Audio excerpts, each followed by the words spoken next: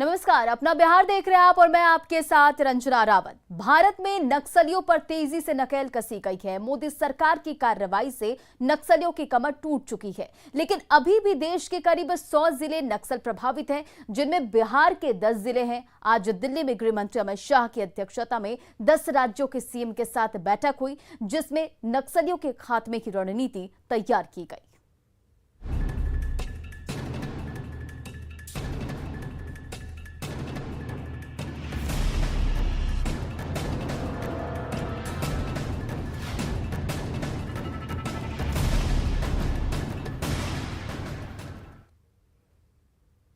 दिल्ली में केंद्रीय गृह मंत्री अमित शाह के साथ नक्सल प्रभावित राज्यों के मुख्यमंत्रियों की बैठक हुई। करीब 4 घंटे तक चली बैठक के बाद सीएम नीतीश ने कहा कि विकास कार्य से ही नक्सल समस्याओं का समाधान हो सकता है। उन्होंने कहा कि बिहार में नक्सल गतिविधियों पर कंट्रोल हुआ है और सरकार लगातार विकास का काम कर रही है। अब स्थिति पहले से बहुत बेहतर है, लेकिन सतर्क रहने की जरूरत है। सबको सचेत रखते हैं कि उनकी एक्टिविटी घटी है और जो जितना भी काम हो रहा है अब उनके साथ लोग नहीं हैं, तो लोगों के विकास के लिए, लोगों को आगे बढ़ाने के लिए काम किया जाएगा, तभी तो है कि कोई उसके पीछे नहीं जाएंगे। तो ये तो हम लोगों ने प्रारंभ से ही किया है, जब से काम करने का मौका मिला है 5 में 6 से ही 2006 से ही हम लोगों ने इस पर किया है और फिर केंद्र सरकार की तरफ से भी कई काम किए गए। तो उसके चलते हम लोगों के यहाँ स्थिति पहले की तुलना में बेहतर हुई है, लेकिन इसको लेकर के निश्चिंत होने वाली बात नहीं। बता दें कि बिहार में 10 नक्सल प्रभावित जिले और ये जिले हैं औरंगाबाद, बांका, गया, जमुई। तो देखिए, ये बिहार के 10 जिलों में लाल खतरा है और ये हम मैप के जरिए आपको समझा रहे। औरंगाबाद, बांका, गया, जमुई, कैमूर, लखीसराय, मुंगेर, नवादा, रोहतास, पश्चिमी चंपारण, ये सभी जिले नक्सल प्रभावित हैं। जातीय जनगणना पर केंद्र के रुख के बाद सीएम नीतीश ने बड़ा बयान दिया है। मुख्यमंत्री ने जातीय जनगणना को जरूरी बताया है और उन्होंने कहा कि गरीबों के विकास के लिए जातीय जनगणना होनी चाहिए और इस मुद्दे पर क्या करना है, इस पर बिहार की सभी पार्टियां मिलकर आगे का फैसला करेंगी। जो विचार है वो ऐसा नहीं है कि सार्वजनिक रूप से नोन नहीं, हर किसी को मालूम है कि हम लोगों की इच्छा क्या है और आधार क्या बताते हैं। तो ये हो जाएगा तो ये देश के हित में है, देश के विकास में इससे ज़्यादा सहूलियत होगी। नहीं होता है सर, क्या जेडीयू सरकार ठीक नहीं है ये। देखिए, ये सब बात तो अभी कहने का कोई तुक नहीं है, अभी तो इसके बारे में अभी आया है। हम लोग पुनः इस बात को लेकर के फिर आपस में बैठ करके बातचीत करेंगे, सभी दल के लोगों से चर्चा करेंगे क्या करना चाहिए आगे, फिर इसके बारे में फिर बातचीत। इधर मोतिहारी के सिकरहना नदी में बड़ा हादसा हुआ है। यहां नाव डूब जाने से कई लोग लापता है। प्रशासन की माने तो 14 लोग नाव में सवार थे, जिनमें से एक बच्ची का शव बरामद हुआ है। वहीं 4 लोगों का इलाज अस्पताल में जारी है, जबकि 9 लोगों की तलाश एनडीआरएफ की टीम नदी में कर रही है। तो ये 2 तस्वीरें आप देख रहे हैं, जहां सिकरहना नदी में नाव पलट गई और एक बच्ची का शव बरामद किया गया। और दूसरी तस्वीर आप देख रहे हैं कि लगातार एनडीआरएफ की जो टीम है वो रेस्क्यू ऑपरेशन चला रही है। जो लोग डूबे हैं उनकी तलाश लगातार जारी है। घटना यहाँ के स्थानीय लोग जो अब जिनकी अर्थव्यवस्था नदी के उस पार है, जो खेती के लिए, पशुपालन के लिए, चारा लाने के लिए प्रतिदिन जाते हैं। आज एक नाव पर 12-14 आदमी जा रहे थे और नाव से वापसी के क्रम में नाव डूब गई है और 4 आदमी बरामद हुए हैं, जो लोग अस्पताल में जिनके इलाजरत हैं। एक बॉडी मिली है, एनडीआरएफ की टीम आ रही है और बाकी रेस्ट लोग जो थे वो बच गए हैं। लगभग नाव पर कितने सवार थे? अभी तक प्राथमिक सूचना के मुताबिक 12 से 14 लोग सवार थे। समस्तीपुर में अपराधियों ने किराना कारोबारी की गोली मारकर हत्या कर दिया। अपराधियों ने चंद्रभूषण प्रसाद को 5 गोली मारकर मौत के घाट उतार दिया। घटना मुसरी घगारी के बतुआ उधाहट की बताई जा रही है। वहीं हत्या के विरोध में लोगों ने जमकर हंगामा किया और आगजनी कर NH-28 को जाम कर दिया। और इस हालात का जायजा लिया संवाददाता मुकेश कुमार ने।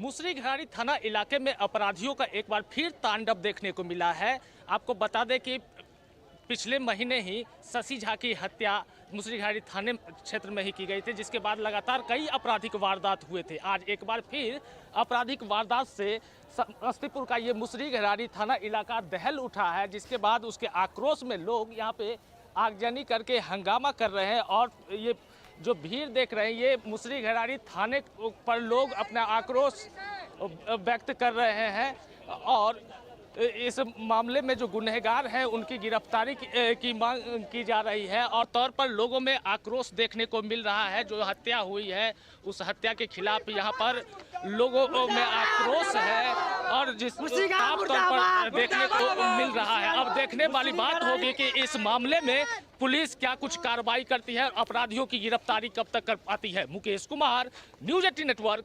समस्तीपुर।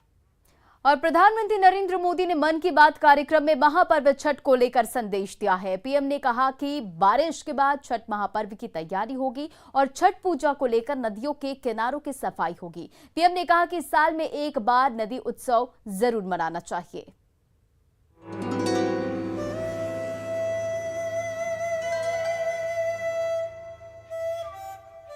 प्रधानमंत्री नरेंद्र मोदी ने मन की बात कार्यक्रम में नदियों के महत्व पर जोर दिया। मन की बात के 81वें संस्करण में पीएम ने नदियों की स्वच्छता के साथ साथ महापर्व छठ की भी चर्चा की। छठ में स्वच्छता के महत्व को समझाते हुए पीएम ने लोगों को साल में एक बार नदी उत्सव मनाने की सलाह दी। बिहार और पूरब के हिस्सों में छठ का महापर्व मनाया जाता है। मुझे उम्मीद है कि छठ पूजा को देखते हुए नदियों के किनारे घाटों की सफाई और मरम्मत की तैयारी शुरू कर दी गई होगी। हम नदियों की सफाई और उन्हें प्रदूषण से मुक्त करने का काम सबके प्रयास और सबके सहयोग से कर ही सकते हैं। पटना के बीजेपी दफ्तर में बीजेपी नेताओं और कार्यकर्ताओं ने पीएम के मन की बातें सुनी। बीजेपी नेताओं ने कहा कि पीएम की बातें हमेशा प्रेरणादायक होती हैं। बिहार उनके मन में रहता है। स्वाभाविक रूप से जब मन की बात उन्होंने आज किया तो बिहार भी स्मरण आया। हम आभारी हैं। जब भी नदियों की स्वच्छता की बात होगी तो छठ की बात तो होनी ही है। और छठ में जो माहौल पटना और उसके आसपास का रहता है, प्रधानमंत्री जी की वह उम्मीद है कि वह सालों भर रहना चाहिए। मन की बात कार्यक्रम में छठ की चर्चा किए जाने की पटना वासियों ने भी सराहना की। बहुत हमारे लिए बहुत खुशी की बात है कि प्रधानमंत्री हमारे प्रति ऐसे मतलब बात सोचते हैं, सोचते समझते हैं। ठीक है। और रही बात, हम लोग भी अपना यहाँ पे जब भी छठ पूजा होता है तो ये तो ऐसा धार्मिक पूजा है कि हम लोग सब लोगों को इस चीज़ को साफ सफाई का ध्यान देना होता है। ठीक है। हम लोग भी जहाँ जहाँ आपका जो भी छठ घाट होता है, ये पर्व से पहले हम लोग भी उसको जाके साफ सफाई करते हैं। छठ बिहार सहित पूर्वी भारत का एक बहुत बड़ा त्योहार है जिसमें स्वच्छता का खास ख्याल रखा जाता है। पीएम ने मन की बात में छठ की चर्चा कर लोगों को ये संदेश दिया कि छठ की तरह सालों भर नदियों और उनके घाटों को भी स्वच्छ रखा जाए। न्यूज 18 के लिए पटना से आनंद अमृतराज और संजय कुमार की रिपोर्ट। प्रधानमंत्री नरेंद्र मोदी ने मन की बात कार्यक्रम में छठ महापर्व के संदेश की चर्चा की। इससे पटना वासी उत्साहित हैं और उन्होंने कहा कि पीएम की बात से नदियों के संरक्षण की सीख मिलती है। पटना में गंगा घाट पर लोगों से बात की न्यूज 18 के संवाददाता आनंद अमृतराज ने। प्रधानमंत्री नरेंद्र मोदी ने मन की बात में छठ पूजा की चर्चा की, साथ ही स्वच्छता की भी चर्चा की। और जाहिर सी बात है, बिहार में छठ पर्व बड़े पैमाने पर मनाया जाता है और देश और दुनिया की नजरें बिहार के छठ पर्व पर रहती है। तो जाहिर सी बात है, जब प्रधानमंत्री ने मन की बात में गंगा की चर्चा की, छठ की चर्चा की, तो इस बार छठ पूजा को लेकर बेहद उत्साहित हैं बिहारवासी। और कोरोना काल को देखते हुए, कोविड के तमाम प्रोटोकॉल को देखते हुए इस बार भी छठ व्रती बड़ी संख्या में गंगा किनारे पहुंचेंगे। और प्रधानमंत्री ने मन की बात में जब छठ पूजा की चर्चा की, स्वच्छता की चर्चा की, उसके बाद बिहार सरकार भी पूरी तरीके से अलर्ट दिख रही है। जो बिहार के पथ निर्माण मंत्री नितिन नवीन है, उन्होंने बोला है कि तमाम वैसे घाटों को जहां पे छठ होता है उसकी पूरी तैयारी की जाएगी इस बार और स्वच्छता का खास ख्याल रखा जाएगा। तो इस वक्त हम आपको तस्वीर दिखा रहे हैं और गंगा किनारे आकर छठ पर्व करना अपने आप में एक अद्भुत सा एहसास है। और गंगा किनारे क्या साफ सफाई का इस पर विशेष ध्यान रखने की भी बात की जा रही है। तो जाहिर सी बात है छठ पर्व को लेकर बिहार वासियों के मन में एक अजीब सी श्रद्धा रहती है और खासकर जब छठ व्रती किनारे आते हैं गंगा किनारे, वो एहसास भी काफी सुखद होता है। हमारे साथ कुछ लोग हैं जो पटना के वासी हैं। प्रधानमंत्री ने मन की बात में आज छठ की चर्चा की, स्वच्छता की चर्चा की। जी आज प्रधानमंत्री ने इस बात का बारे में बताया और हमारे लिए बहुत खुशी की बात है कि प्रधानमंत्री हमारे प्रति ऐसे मतलब बात सोचते समझते हैं, ठीक है। और रही बात, हम लोग भी अपना यहाँ पे जब भी छठ पूजा होता है तो ये तो ऐसा धार्मिक पूजा है कि हम लोग सब लोगों को इस चीज़ को साफ सफाई का ध्यान देना होता है, ठीक है। हम लोग भी जहाँ आपका जो भी छठ घाट होता है ये पर्व से पहले हम लोग भी उसको जाके साफ सफाई करते हैं। तो ये तो हमारे लिए बहुत अच्छी बात है कि हमारी चिंताओं को उन्होंने थोड़ा भी ये सब समझा। बहुत अच्छा किया है प्रधानमंत्री नरेंद्र मोदी जी ने मन की बात में। जैसा कि आप जानते हैं कि बिहार में बहुत उच्च अवसर पे मनाया जाता है छठ को, जैसा कि आप लोग जानते हैं। इस प्रकार से नरेंद्र मोदी ने हमारी चिंता को जाहिर किया है और इस साल हम लोग विशेष ध्यान देंगे इन सब चीज़ों पे, और हो सके तो आने वाले समय में इन सभी चीज़ों पर नरेंद्र मोदी जी अच्छा से अच्छा वो ध्यान दे रहे हैं। तो मतलब हम लोग को भी ध्यान देने की जरूरत है नहीं कि स्वच्छता का विशेष ख्याल रखें। जी नरेंद्र मोदी जी ने बहुत हमारी सहायता की है। बिल्कुल। तो देखिए जो पटना के युवा हैं और जो गंगा किनारे इस वक्त पहुंचे हुए हैं वो भी बेहद उत्साहित है कि प्रधानमंत्री ने मन की बात में छठ पूजा की चर्चा की, स्वच्छता की चर्चा की और अपने अपने स्तर से वो भी गंगा को स्वच्छ करने की पूरी तैयारी की बात कर रहे हैं। तो जाहिर सी बात है तमाम लोग अगर मिलकर गंगा को स्वच्छ रखें ताकि जो छठ व्रती छठ करने आते हैं गंगा किनारे उन्हें कोई तरह की समस्या का सामना न करना पड़े। तो जाहिर सी बात है मन की बात में प्रधानमंत्री ने छठ पूजा की चर्चा करके बिहार वासियों के मन में भी एक खुशी का संचार किया है। कैमरामैन दीपक के साथ आनंद अमृतराज, न्यूज 18 नेटवर्क, पटना। और देखिए, त्योहार के दौरान बड़ी संख्या में दूसरे राज्यों से लोग बिहार आते हैं। ऐसे में बिहार सरकार ने बड़ा फैसला लिया है। जिन राज्यों में डेल्टा प्लस वेरिएंट सामने आया है वहां से आने वाले लोगों को अपने साथ 72 घंटे पहले का RT-PCR नेगेटिव रिपोर्ट लाना अनिवार्य होगा। ये नियम आज से लागू हो गया है और स्टेशन पर जांच भी शुरू हो गई है। फेस्टिवल के मौके पर ज्यादातर लोग बिहार लौटते हैं। ये वैसे लोग होते हैं जो दूसरे प्रदेशों में कामकाज के सिलसिले में गए होते हैं।